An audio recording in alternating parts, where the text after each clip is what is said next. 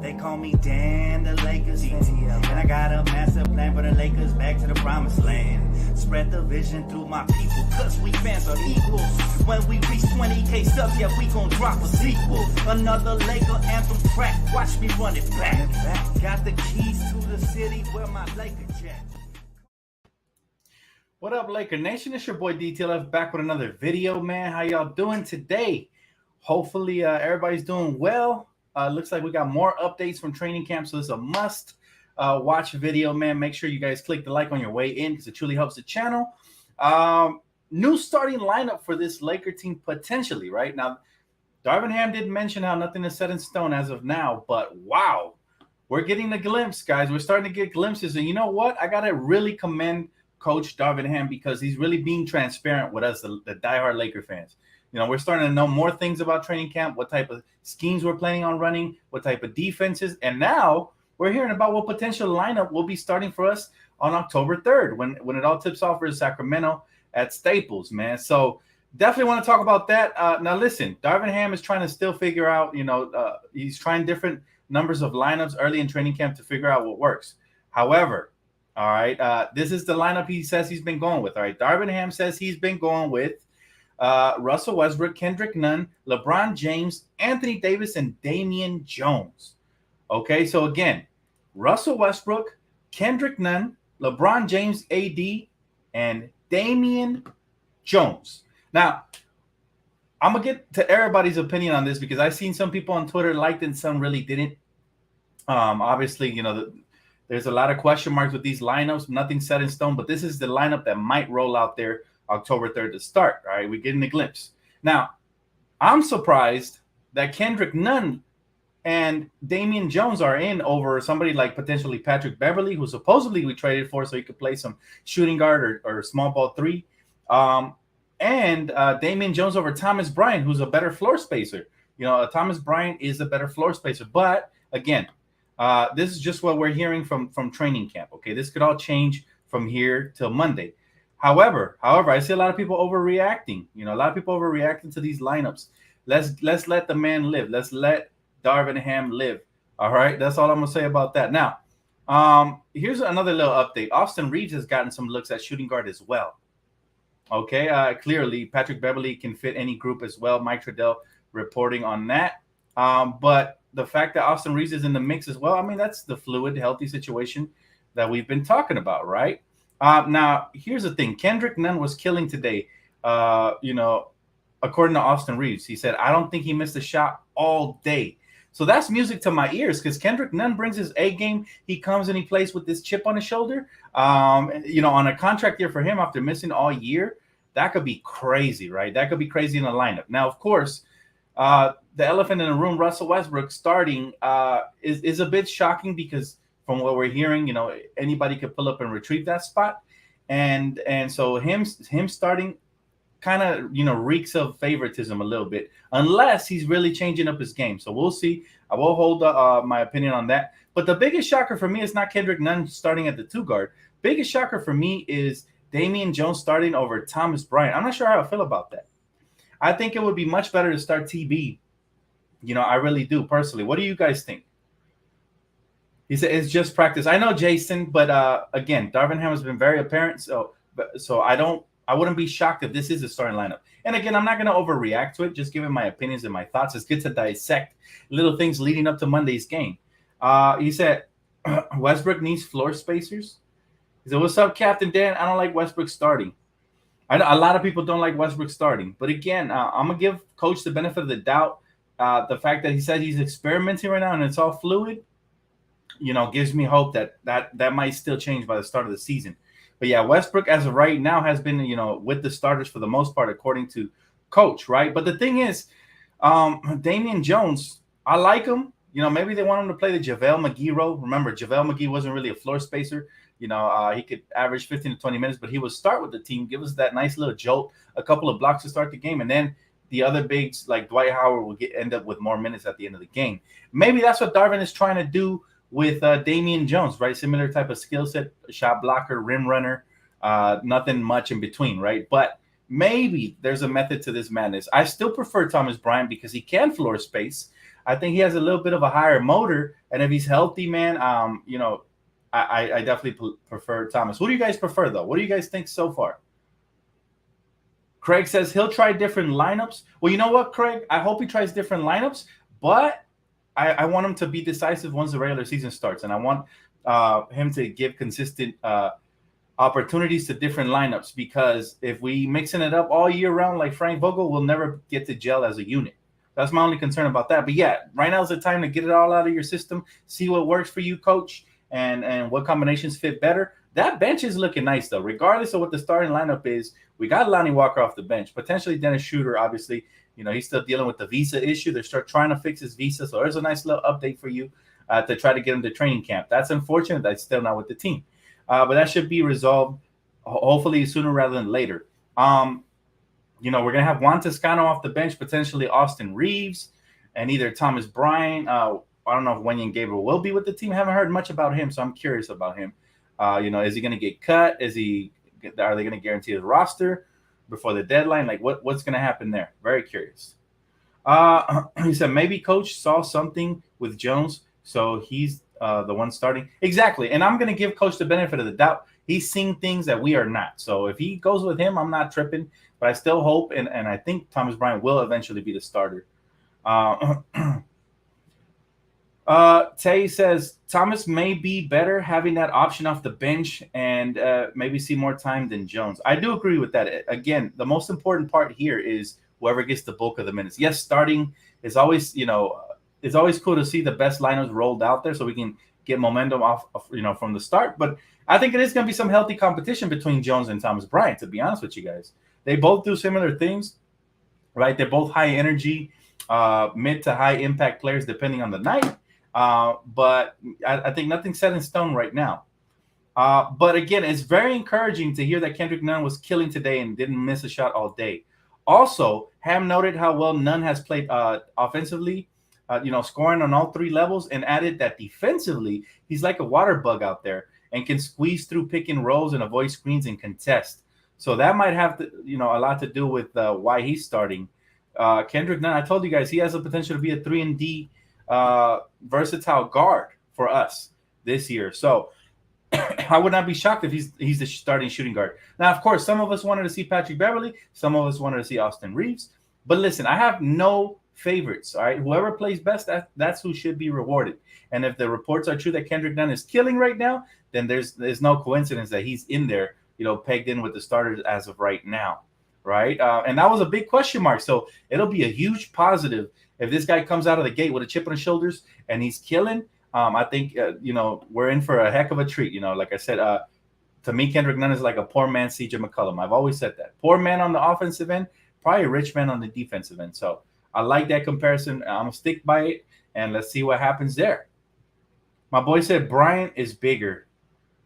Look, I like Thomas Bryant. I always have, but I also like Damian Jones. So may the best man win at that position. I think it's going to be healthy competition for sure.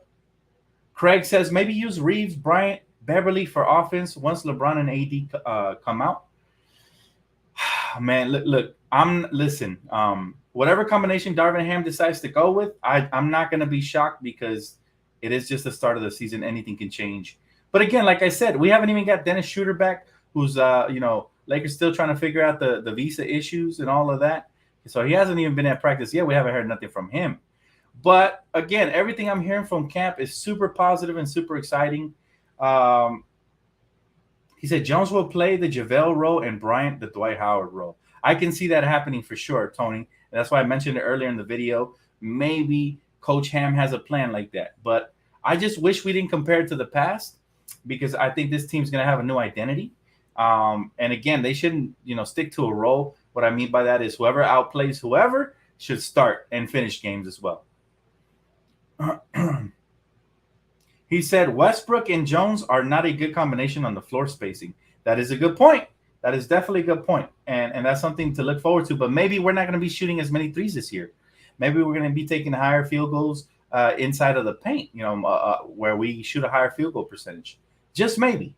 All right, it's all up for debate. It's all up for, early conversations. We're going to be having a lot of these conversations throughout the season, and a lot of arguments and agreements and disagreement. Somebody said Cole Swider. Not sure. Not sure if he's ready yet. Max says, I prefer Bryant over Jones. He can shoot, play defense, and rebound. Jones is only a rim protector. Well, let's see exactly what the plan is there, because I am a little bit shocked to see Jones. I'm not shocked to see Kendrick Nunn. It's actually a very a sight for sore eyes just to see him out there on the floor. But if he's starting, he must be doing something really right. And maybe we'll get the Miami Heat version of him, which is what's the best version. Austin Reeves said the Lakers' new defensive schemes features less switching and more individual and responsibility for defenders. He added that with the team size and rim protection in the front court, the perimeter defenders can afford to be more aggressive. So here's something that we struggled with last season. I want to talk about it a little bit as well. The defense, right? We were switching way too often, and way too often the offense took advantage of mismatches and exploiting those, right? So this year we're going to do a lot more man defense, and we're going to force them to shoot contested mid-range shots from what we're hearing. And so the big men are going to be very active. We need mobile feet out there. Anthony Davis plays a huge role in this. So does Damian Jones or Thomas Bryant, whoever's out there at all times. And then I wouldn't be shocked to see JTA play some, small ball 4 off the bench, some 3 as well. But different combinations we're going to have to be able to mix it up and throw it out there. I am glad to hear we're going to play more man defense, because that switching was getting us in deep trouble last year, all year round. And for as much as Frank Vogel's known as a defensive coach, I didn't like that scheme very much for the most part. He said, I just need everyone to stay healthy. Kendrick Nunn is good. Trust. Oh, I already know. I've been watching him his career. I was excited when we had him last year and bummed out when he was out with the injury. So my boy didn't get the notification. YouTube be tripping, man. YouTube be tripping. But follow me on Twitter. All my information is down below. Follow me on Twitter, because I always announce before I go on, like at least 30 minutes before, right? So definitely do that, man. It'll definitely help you out to know when I'm coming on live exactly. Matter of fact, I'm going to start dropping the announcement on here as well, so maybe you guys will get the notification and know the exact time as well. So I'm going to start mixing it up. Thanks for letting me know, bro. Tasia says, I'm shocked by this lineup, but I'm excited to see how it plays out. Very excited, Tasia. I'm going to have front row seats, man. I'm going to be right there on Monday, so I can't wait to see what lineup they actually roll out. This is all pure speculation. And I do, like I said, it's very telling that Darvin Ham has been very apparent with us, the fans, from the get, right? And I love it because it shows his confidence, right? Last year, we didn't hear much about Frank Vogel. Matter of fact, we wouldn't know the starting lineup till like 20 minutes before the game started. So, sometimes even 30. But the bottom line is he's being apparent because he's confident in his coaching abilities. And I think that will translate to the team and, and to the overall Lakers record this season. At least I hope it does. My boy said Kendrick Nunn for 6th man of the year. Listen, nothing, according to Darvin Ham, nothing is set in stone. Everything is still fluid right now. So they're just trying different combinations. Maybe this has been the combination that's worked the best. But will it work the best when the games actually start or only during practice, to be determined? This is what preseason is for. There's a total of 6 games in preseason, right? Total of 6 games. No, I'm sorry. Y'all backcourt is too small to compete. We need wings. Well, look, they're both about 6'3" between Russ and Kendrick Nunn. I can see your concern with this too small stuff, but if Kendrick Nunn gets out there and he's pesky defensively, remember this year we're trying to bait teams to go in the paint where we're hopefully going to, block shots. We're not going to let them go easily. We're going to make them work for it. But once they break through the perimeter defense, we either want them shooting that contested mid-range shot, or we're trying to meet them at the rim. So that in-between defensive game is going to be crucial. I think Kendrick Nunn on perimeter defense throughout his career has always been very solid. And offensively, like I said, he's a poor man CJ. So, because I follow you, homie. This is the problem. Okay, for sure. Problem. I see you, bro. This lineup could be good. They winning.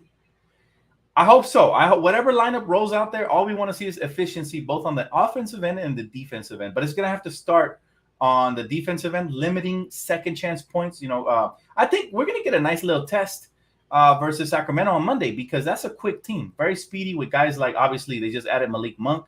They already had De'Aaron Fox, very shifty guys that like to penetrate, get in the paint.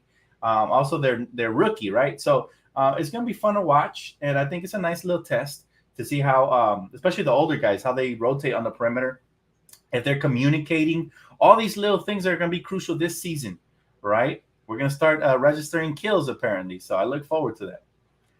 I know, Tasia, Monday cannot come soon enough. How many of you guys stayed up late to watch NBA ball, man? I sure as heck didn't.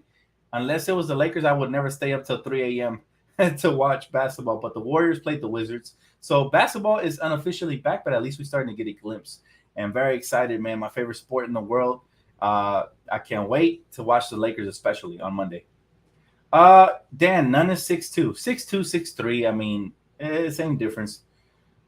How's my day going? I'm doing good, man. Thanks for asking. He said the current lineup doesn't matter. All that matters is that Ham is willing to make adjustments. Last year, Vogel refused to adjust all season. That is a great point, Kryptonite. That's something we have talked about on this channel. How quick will he call those timeouts? How quick will he substitute for Russell Westbrook if he's not playing well, if he's not, focusing on the defensive end and playing his part well, or whoever's getting exploited on the defensive end? How quick will Darvin Ham make those adjustments? So I agree with Kryptonite. And that's what I'm saying. This is interesting to hear about this lineup, but at the same time, it's not, the end all be all.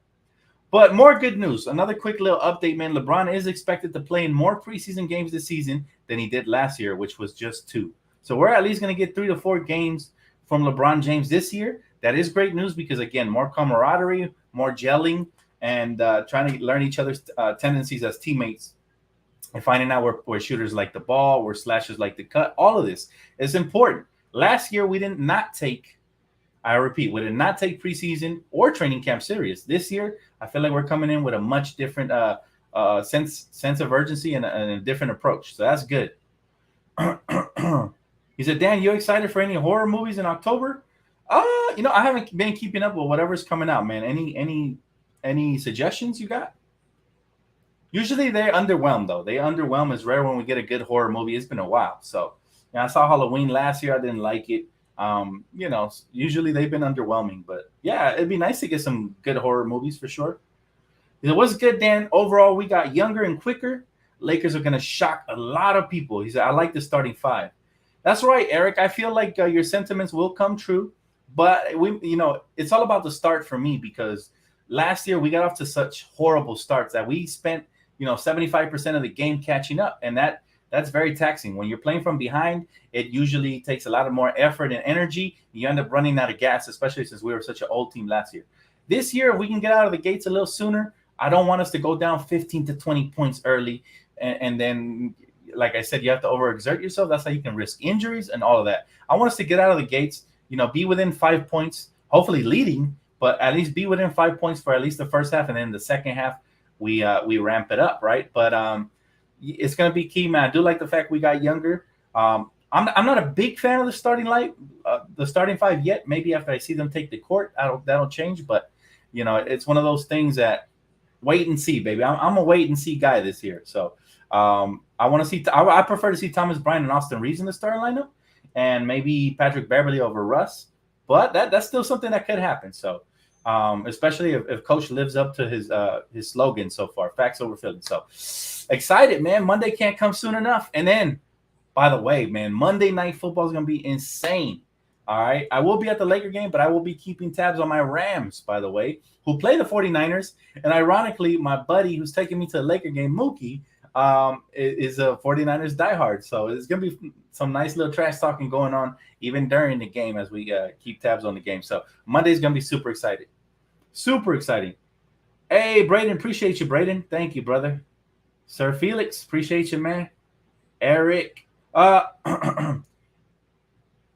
You said, I remember those days where the Lakers would play early in the morning for China games. I stayed awake for that. Me too. Or when they would go to Hawaii. Remember the preseason Hawaii games? Man, as late as I needed to fall asleep for that, or early, should I say, in the morning, I would stay up because, the Lakers are worth it. It's the one team that I'm staying up for. And, of course, if you watch soccer like I do only during the World Cup mainly, I will be staying up for some of those games too, especially when my motherland country plays. So it's going to be fun to watch. What is your preferred starting lineup for the Lakers? I would personally go Beverly, Nunn, Braun, AD, and Bryant. You know what? That's not a bad lineup right there. I would not be mad at that one. My preferred starting lineup is all defensive lineup. It's just like yours with Beverly, but at shooting guard I have Austin Reeves. That's the only difference. But it's the exact same as yours. Just substitute Nunn for Austin Reeves. However, if Nunn is really playing this well and he keeps that up even leading up to the season, then I am all for him starting. Listen, no favoritism here. Whoever plays best should be rewarded, and whatever combinations work best should be rewarded with more playing time. So that is the key. We got to find the winning combinations, and that's up to coach, man. Coach got to be the brain surgeon. That he's going to be the one in there in the lab.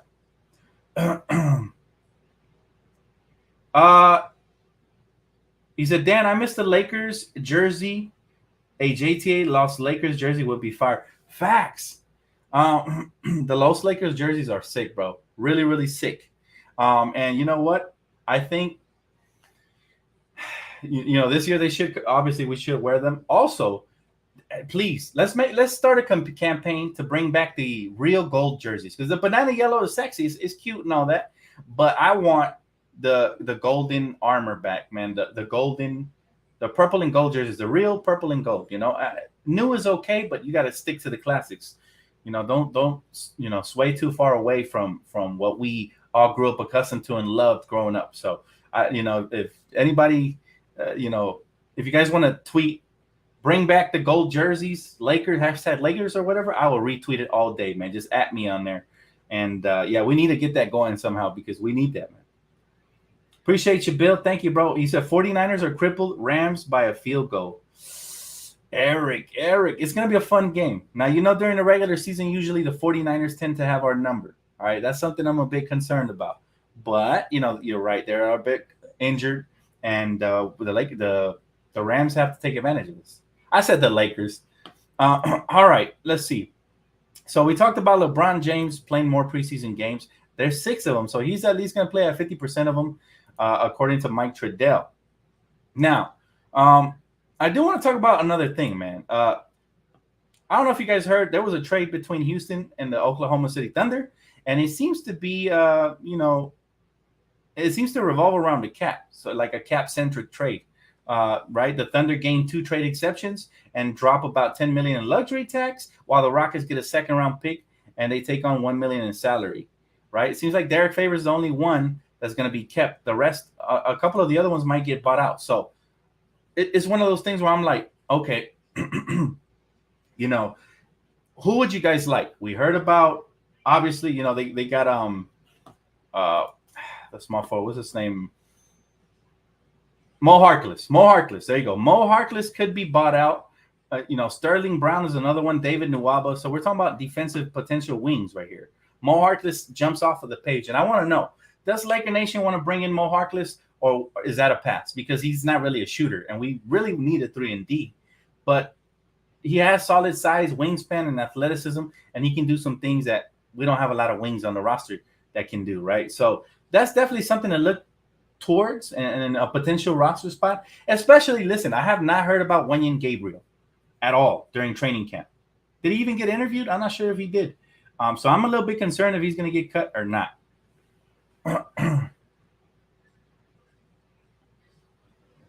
He said, are you going to give the Lakers the benefit of the doubt again this season? If we're to do the standings right now, I low-key will put the Lakers at the 6th. Like I said, it's going to be a wait-and-see approach for me, man. I want to see what they look like on the court. Maybe after preseason, I can give you better expectations on what I would expect. He said, you go for Mexico in the World Cup. Mexico, Team USA. I like Argentina, obviously, for Messi. But, yeah, mainly Mexico, for sure. Of course, man.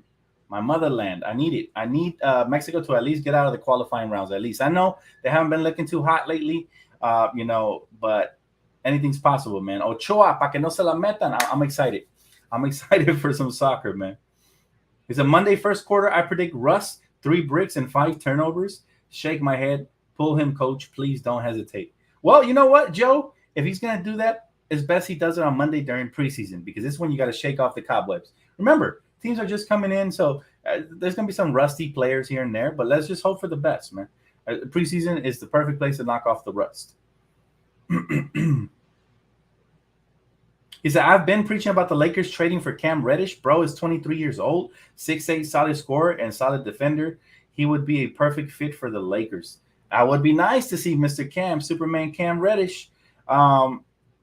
But again, it looks like they're done with trades for now, and this is what we're rolling out with for now. That's what it looks like. Now, that could change depending on the circumstances of the start of the season. But for right now, it looks to be like this is going to be the roster we roll out.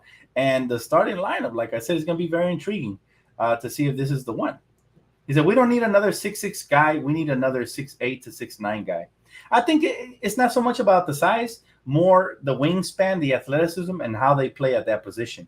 If Mo Harkless can play the small forward better than a 6'7", 6'8" guy, then I'm going with Mo Harkless. However, my concern there with Mo is that he's not really a three-point shooter, and we need as much floor spacing. We don't need more people, shooting bricks from out there. So that has always been a concern. If that's the case, then I'd rather give the minutes to Juan Toscano-Anderson, right? But again, it's just something to talk about. It's just something to be subjective about. And I'm curious to see what the Lakers will do if guys get bought out. Somebody has mentioned David Nwaba. Listen, David Nwaba can't even shoot a free throw, man. I love the kid. I really love his effort, how hard he plays and everything. But David Nwaba is not really a shooter. All right? He struggles from all over the field. So as much as I like him, the way the team is currently constructed, we need more shooting. As well as the defense in the perimeter, right? So we don't just want one thing, we want multiple things. He said, used to play for Brooklyn and the Clippers. Oh, people don't know who he is? Come on, guys. Get your basketball card up. He said, hi, Dan. I'm so happy basketball is back. You know what, Jennifer? So am I. Very excited. And like I said, I was not going to stay up for the Warriors-Wizards, but I did see the highlights, and my boy Kuz is slamming on them already, man. He's starting off the season on a high note. So I'm very excited this year. And like I said, I will be covering more NBA with Around the League Thursdays on this channel. And I will be dropping in and doing recaps of good, really entertaining games on my second channel, Primetime TV. So definitely check that out. But yes, basketball season is back. Baseball postseason is about to commence. Shout out to the Dodgers. My Rams are in the midst of the season right now, going up against the Niners. So it's good to be a sports fan. And for those of us that do like soccer casually, the World Cup around the corner. He said, I got a feeling that Kyrie and KD are not going to work. Well, if that happens, keep an eye on that. Keep tabs on that whole situation, because that is definitely something that the Lakers can, target. That is something that maybe the Lakers can pull up and get Kyrie before the summer, right? But however, I wouldn't hold my breath on it, because that franchise is not operating in a very professional manner. They stirred up all the rumors all summer long, and nothing happened. So yeah, I wouldn't trust that team to make trades with them personally.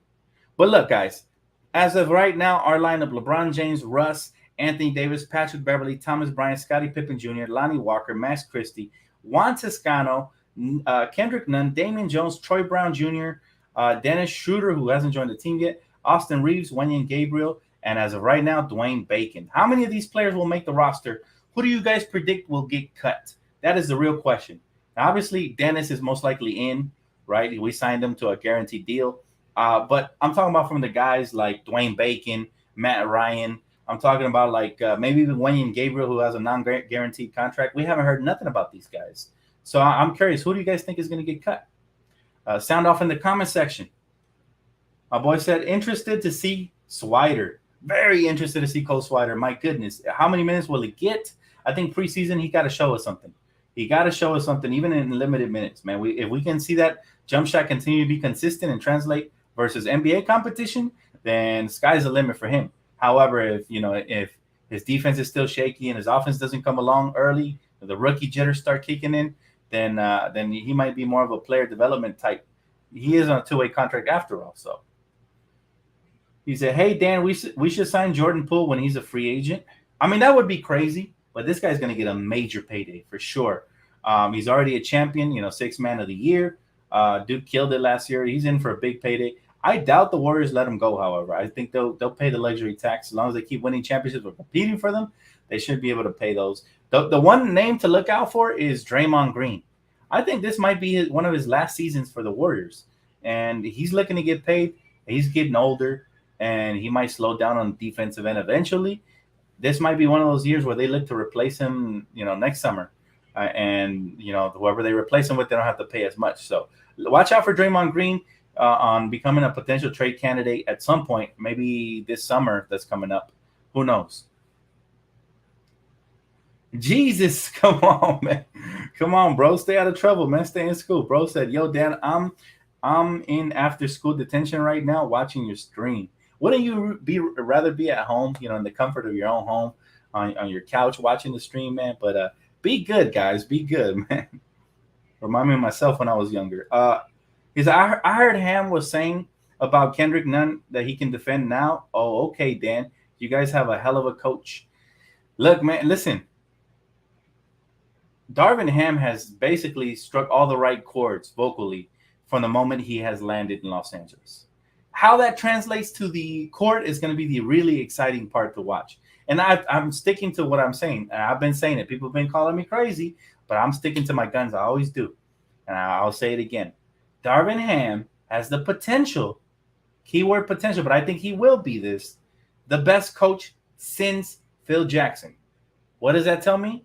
Is that I think he'll be a better coach than Frank Vogel. All right, X's and O's wise, maybe not accomplishment wise, but X's and O's wise, obviously. He'll be better than Mike D'Antoni. He'll be better than Mike Brown. He'll be better. If I have to spell it out for you, everybody in between Phil Jackson to now, he'll be better than, in my opinion, based on what I've seen, based on the body language, based off of his work ethic and the way players speak so highly of him and the player development abilities and all of this. Based off of that by itself, I can tell that I really feel that's going to happen. All right. That is a hot take. I could have made that into a whole different episode, but I'm giving it to you guys right here, right now. So agree or disagree, man. But I'm really high on Darvin Ham, and I'll stick by what I said. I say he's the biggest acquisition of the offseason for the Lakers, right? If it wasn't for the Darvin Ham hiring and we had went for another, C-list coach, like last time when we got Frank Vogel, he was a C-lister compared to the other names that were on the board, right? We wanted other guys. Obviously, we wanted the current Phoenix Suns head coach, Monty Williams. We wanted Tyronn Lue, and then we settled on, right, Frank Vogel. So this time we went for the ace, and we landed him. So very excited about that. He said, Ham is a tough guy. He has that about him. And he has a presence and a command. You can tell he's going to have a good ability to command the locker room. Now, that also depends on the players, right? If you have some hostility in the locker room because the player's not happy with his role, then there's only so much a coach can do from that. Then that becomes the front office's job to get rid of that toxic player and cleanse the locker room. So there's only so much Darvin can do. So just have that in mind, right? Just because, let's just say, for example, Dennis Schroeder, throws a hissy fit that he's coming off the bench and not getting more than 20 minutes, or Russell Westbrook or somebody. There's only so much Darvin can do, right? And that has nothing to do with the locker room. Obviously, it would help if he can pull him to the side and talk to him. But you have to understand the NBA is not college basketball. These players come with a tremendous ego, and if a lot of times you got to feed their ego. If you don't, they turn on you.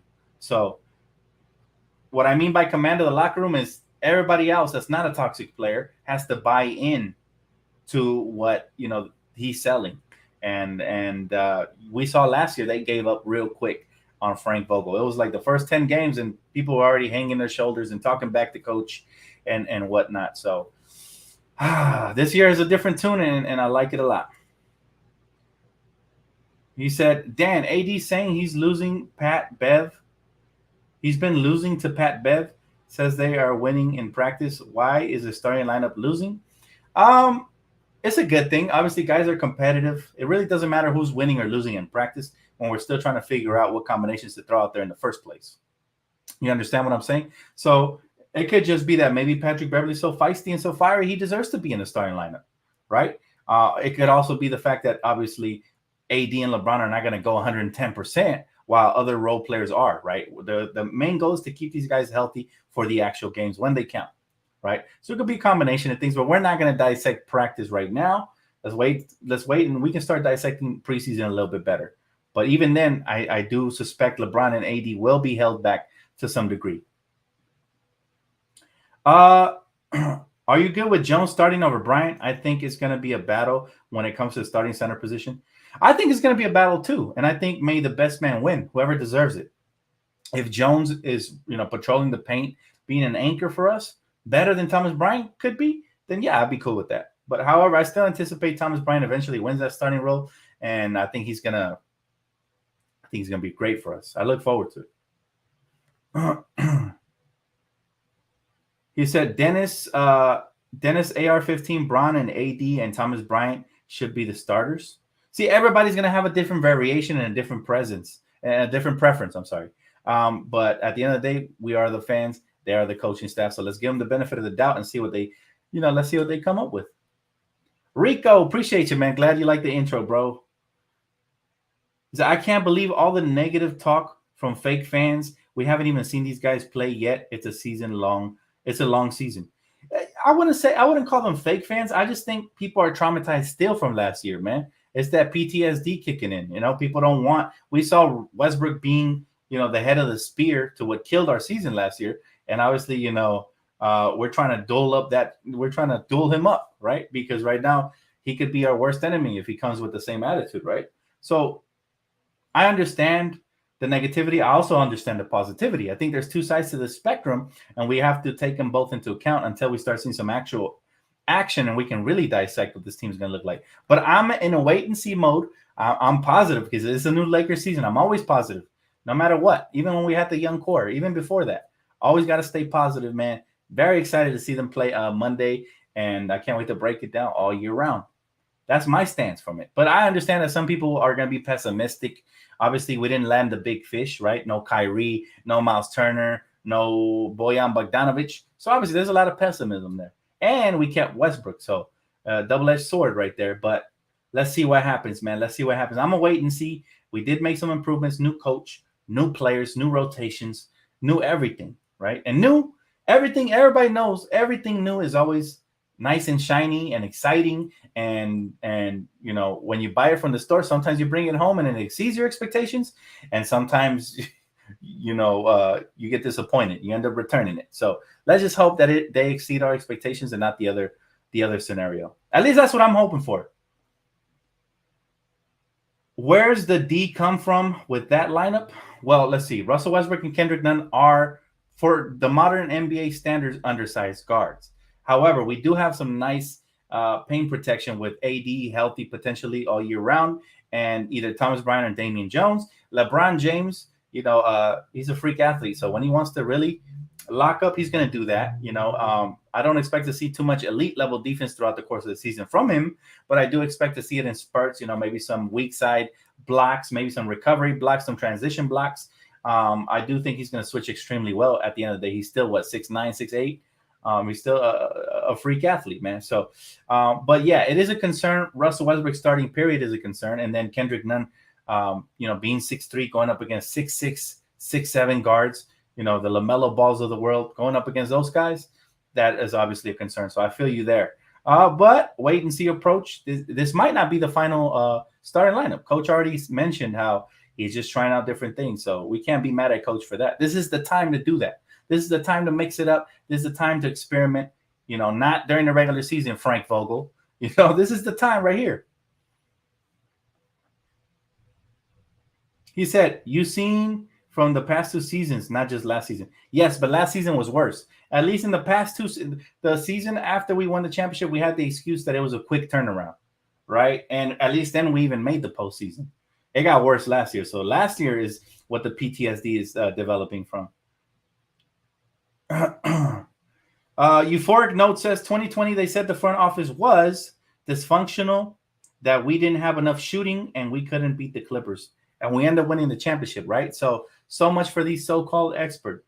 And again, it's better to wait and see, and then we can really dissect the team. I think, look, we're going to be really crucial for all the games, right, including preseason. But I think the first 10 games will be very telling of what this team needs, whether they need a trade, whether they need changes, anything. The first 10 games are always the most crucial. Some might even say 20, but this year is a different sense of urgency. So I'm going to say, let the Lakers play the first 10 games. We will be critiquing them along the way, though. Don't get it twisted. I'm not going to sit here with a smile that we're getting blown out and stuff, right? But still, let's try to be as objective as possible for the first 10 games. And then I think not only us, but the front office needs to be a fire lit on their backside if we don't get off to a quick start. Bottom line, right? And like I said, I still believe Rob Pelinka is on the hot seat. I really do. And he needs to, this year, it needs to work. We can't have another repeat of last season. He said, contract year guys usually ball out. Yes, I agree, Sean, but we want them balling out collectively, not individually, right? Sometimes they ball out individually and they're looking out for themselves because they want a bigger contract. Well, we need Darvin Ham to rein in these guys together and ball out, but within their role. Because, 12 points, shooting close to 50% from the field, and close to 40% from beyond the arc from Kendrick Nunn is much better than 20 points, shooting 30% from the field, and all this stuff, right? So you see what I'm saying? Sometimes less is more. And this is why I think the casual fan that really just looks at stats doesn't understand. That's why they'll say stuff like, Russ, y'all say he had a bad season. He was averaged 18-8. How many turnovers did he average, though? Don't forget that part. How many bricks and layups did he have during crucial moments of the game? There's no stats for that, right? But like I'm saying, some things are bigger than numbers, and we need to pass the eye test this season. Coming out of the gates, starting with preseason, they got to pass the eye test, from the get. So I look forward to it this year, guys. Any final questions before I get off, though? Thank you, guys. Just wanted to give you guys a quick update. We always get carried away. It's always such a blast talking Lakers basketball with you guys. Make sure to smack the like button, man. We got over 300 in here. That's pretty good for the hour because most people usually are at work. So we continue to grow the channel, and it's a blessing, man. He said Dennis wanted that $100 million deal in 2021. Exactly, and he didn't play good collective team, basketball. So that's my point. Just because they might, the numbers might jump off of the page, is it really working? Within the confines of the team. That what matters more than me. Like I said, I'd rather less but more efficiently than more and more sloppy, right? How many times he affected the game? Who are we talking about? Not sure who we're talking about here. Dan, is Wenyen improved his 3-ball? He could be valuable. Oh, most definitely. I love what Wenyen Gabriel brought to the team last season. It was amazing what he brought to the team. So I absolutely loved it. And I'm excited to see if he's made some growth this offseason. He looks strong, but again, the pictures only tell half of the story. And some of that stuff is photoshopped anyways, right? Listen, at the end of the day, I'm rooting for all these guys, A through Z, 1 through 15. And 1 through 17, really. He said, Dan's pregame and after game talks will be back. Yes, sir. Oh, by the way, since I am going to the game on Monday, right, with my boy Mook and my girl, since we're going to be going out to the game and, I'm not sure what time we'll get there or whatnot, I might do pregame way earlier here. And then I might, do some video clips. If I can, piece enough video clips, I will probably vlog the game and drop the vlog probably the next day. And then depending on how late we get from the game, what time we get at home, I'll do post game either right after the game there, if I have good reception, or I'll do it when I get home or the next morning, just for the first game of the season because I will be attending. So just so you guys know, man. Anyways, thank you guys so much, man. Yes, it's gonna be. Listen, Ramily. I can't wait for Monday. Laker Nation, I cannot wait for Monday. This is gonna be a Monday to remember. Cannot wait. And I can't wait to break it all down with you guys, man. Keep it locked right here. All things Lakers, though. Make sure you do comment, like, subscribe. If you already haven't, hit that post noti bell as well. That way you guys can be here front and center when it pops off. All right, guys. Have a great day. Peace out.